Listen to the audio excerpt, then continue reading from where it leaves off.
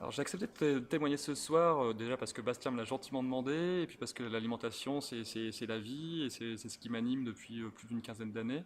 Donc dès que j'ai l'occasion d'assister à des échanges, des tables rondes sur cette thématique, je fonce. Je dirige une asso qui s'appelle VRAC, qui est née il y a maintenant 4 ans. Donc on a discuté avec quelques personnes tout à l'heure sur la base d'un constat très simple. Quand on n'a pas d'argent, on oriente sa consommation vers le moins cher, souvent un défaut de la qualité, souvent un défaut de la santé.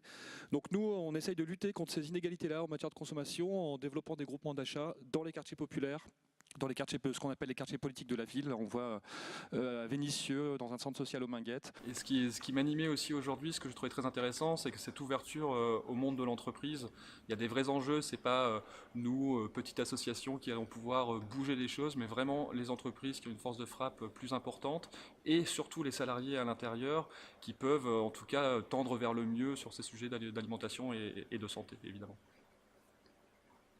Je pense que les entreprises ont une vraie force de frappe et qui peut avoir une vraie action, un vrai impact sociétal.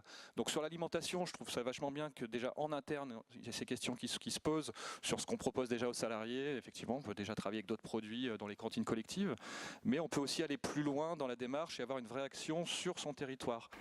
Alors pour moi, l'alimentation idéale au travail, c'est déjà une alimentation qui donne du plaisir aussi. C'est quand même la priorité pour moi, c'est le partage et le plaisir.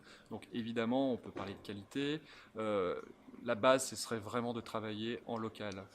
Je travaille beaucoup avec des paysans et des agriculteurs en bio, mais la question du local est vraiment indispensable pour relocaliser l'économie et faire vivre le territoire.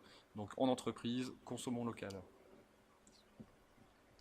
Aller rencontrer des paysans, des producteurs avec qui on travaille, aller plus loin dans la démarche. Je pense que voilà, l'implication interne et externe Donc peut être globalement, intéressante.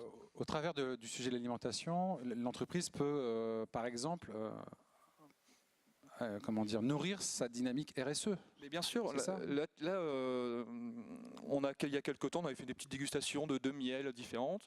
Et ben là, le groupe SEM me commande 300 pots de miel pour ses salariés ou pour D'un producteur local. d'un producteur d'apiculteur à côté de Lyon qui est dans le budget.